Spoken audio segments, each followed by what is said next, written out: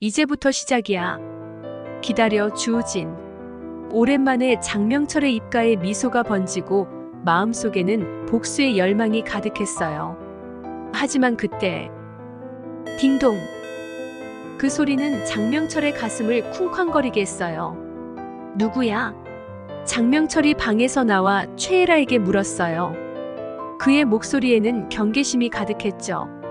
최애라는 잠시 망설이다가 제가 나가볼게요. 라고 말하며 문 쪽으로 다가갔어요. 장명철은 그녀의 손목을 잡고 경고했어요. 명심해. 나는 여기 없는 거야. 장명철은 황급히 방으로 들어가고 최애라가 문을 열었는데 경찰입니다. 그 말에 최애라는 순간적으로 숨이 멎는 듯 했어요. 혹시 여기에 장명철 씨 계십니까? 누가 장명철 씨를 주거침입죄로 신고했는데 여기 있을 거라고 하더군요. 최애라는 놀라서 얼굴이 하얘졌고 장명철이요? 그 사람이 왜 여기 있어요? 라며 경찰에게 반문했어요. 경찰은 최애라의 반응을 주의 깊게 살피며 다시 물었어요. 괜찮으시다면 잠시 방을 확인해 봐도 되겠습니까? 최애라는 경찰에게 다가가며 더 큰 목소리로 외쳤어요. 사생활 침해예요. 신고할 거예요. 한편 최애라가 경찰과 대치하는 사이 장명철은 방 안에서 최대한 조용히 움직였어요. 그 순간 그의 눈에 들어온 것은 큰 장롱이었죠. 장명철은 그곳이 자신을 숨기기에 가장 좋은 장소라고 판단했어요. 장명철은 어둠 속에 몸을 숨기고 작은 공간에 쪼그리고 앉아서 경찰이 자신을 발견하지 않기를 간절히 기도했죠. 드디어 경찰이 장명철이 숨고 있는 방의 문을 조심스럽게 열었어요. 옆에 있던 최애라가 경찰에게 반박하며 소리쳤어요. 정말 없다니까요. 왜 여기서 찾아요? 경찰은 그녀의 말에 의심스러운 눈빛을 보내며 방 안을 둘러보았어요. 운이 좋게도 장명철이 숨고 있는 장롱은 경찰의 관심 대상이 아니었어요. 결국 경찰이 집을 나가려는데 그런데 현관에서 경찰 눈에 남자 신발이 눈에 들어왔어요. 경찰은 그 신발을 유심히 바라보며 의심의 눈길을 보내며 말했어요. 이 신발은 남자 신발 같은데. 최애라는 순간적으로 당황했어요. 아, 그건 제 남자친구 거예요. 그녀는 재빨리 변명했죠. 경찰은 잠시 고민한 끝에 의심의 눈초리를 거두며 말했어요. 알겠습니다. 현재로서는 장명철 씨가 여기 없는 것 같군요. 실례가 많았습니다. 경찰이 집을 나가자 장명철은 장롱에서 나와서 소리쳤어요. 분명 주우진 그놈 짓이야. 그는 주먹을 쥐며 화를 냈어요. 내가 반드시 대가를 치르게 할 거야. 그런데 장명철 혼자서 주우진에게 복수할 수 있을까요? 그동안 그의 악행은 거의 민경화와 같이 벌인 합작품이잖아요. 그래서 장명철은 주우진에게 복수하기 위해 다시 또 민경화를 찾아갔어요. 장명철이 민경화의 집에 도착했을 때 민경화는 침대 위에 멍하니 앉아 있었어요. 그의 발소리가 들리자 민경화가 고개를 돌리며 그를 바라보았지만 그녀의 눈빛은 공허함으로 가득 차 있었죠. 회장님, 이렇게 앉아만 있으면 안 됩니다. 그는 단호하게 말하며 민경화의 손을 잡았어요. 제 말이 맞죠? 진작부터 여의주에 붙었다고요. 장명철은 그녀의 눈을 바라보며 다그쳤어요. 주우진은 당신을 이용했을 뿐이에요. 정말 이대로 무너지실 겁니까? 당신을 배신한 대가는 치르게 해줘야죠. 장명철은 계속해서 그녀의 마음을 흔들었어요.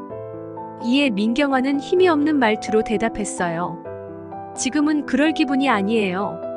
하지만 장명철은 가만히 두지 않았어요. 아니요, 회장님. 앞으로 아무도 회장님 건드리지 못하게 제가 다 알아서 하겠습니다. 그리고 장명철은 민경화의 손을 더욱 꽉 쥐며 말했어요. 제가 회장님을 지켜드릴 거예요. 그리고 우리 결혼합시다. 민경화는 그의 갑작스러운 제안에 당황해 눈을 크게 떴어요. 회장님 혼자였기 때문에 당한 겁니다. 함께라면 어떤 어려움도 극복할 수 있어요. 저와 결혼하신다면 당신은 더 이상 혼자가 아니에요. 장명철은 진지하게 말했어요. 평소 같으면 무슨 헛소리냐고 다그칠 텐데 민경화는 배신감으로 인한 상처가 큰 탓인지 대꾸할 힘도 없었죠.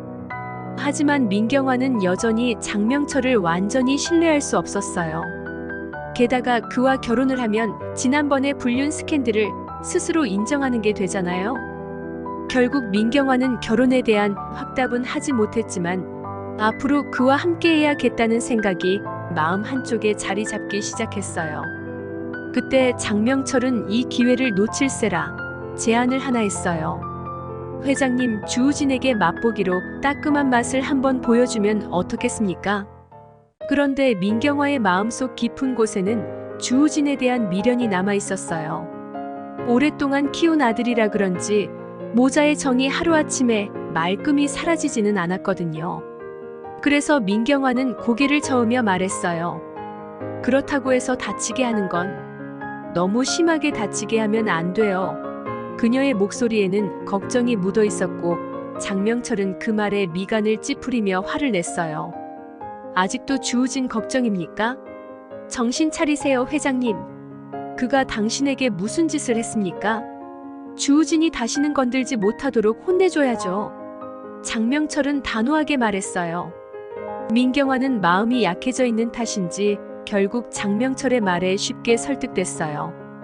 그래, 한 번은 그렇게 해야 할지도 모르겠어.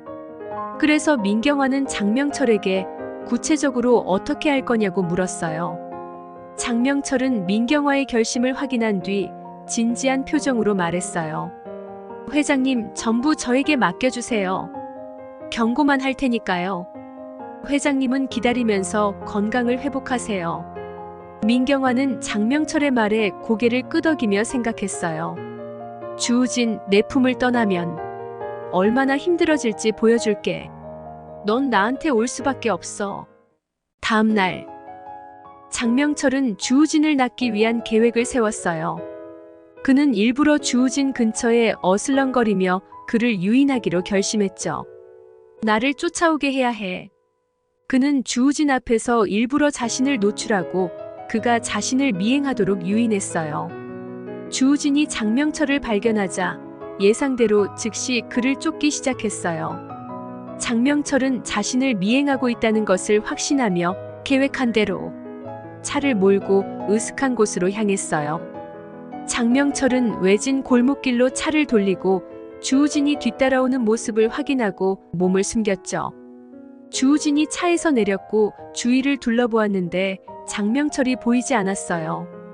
장명철, 어디 간 거야? 그는 어리둥절한 표정으로 주변을 살폈죠. 그런데 아무리 기다려도 장명철의 모습은 보이지 않았어요. 그런데 그때 뒤에서 소리가 들렸어요. 주우진. 장명철의 목소리가 들리자마자 주우진은 놀라서 뒤를 돌아봤어요. 그러나 이미 늦었죠. 장명철은 강목을 들고 빠르게 다가와 주우진을 가격했어요. 주우진은 놀라며 몸을 피하려 했지만 장명철의 공격은 예상보다 빨랐어요. 강목이 그의 어깨에 강하게 부딪히며 주우진은 충격에 휘청거렸어요. 너 같은 놈에게는 이 정도로도 부족해. 장명철은 분노에 차서 외쳤고 주우진은 맞은 충격 때문인지 장명철을 향해 반항하지 못했어요. 네가 민경화를 건드렸어? 오늘 그 대가를 보여줄 거야. 장명철은 다시 한번 강목을 휘두르려고 하는데 뭐야? 장명철은 순간적으로 당황하며 주우진에게서 물러났어요. 반면 주우진은 장명철 몰래 미소를 지었죠. 무슨 일이 일어난 것일까요? 바로 경찰차의 사이렌 소리가 들리기 시작했거든요. 사실 주우진은 장명철을 미행했을 때부터 미리 경찰에 연락을 해놓았어요. 그가 자신을 공격할 것이라고 예상했거든요. 장명철은 자신이 주우진을 낚았다고 생각했지만 사실 주우진이 장명철을 낚은 거였어요.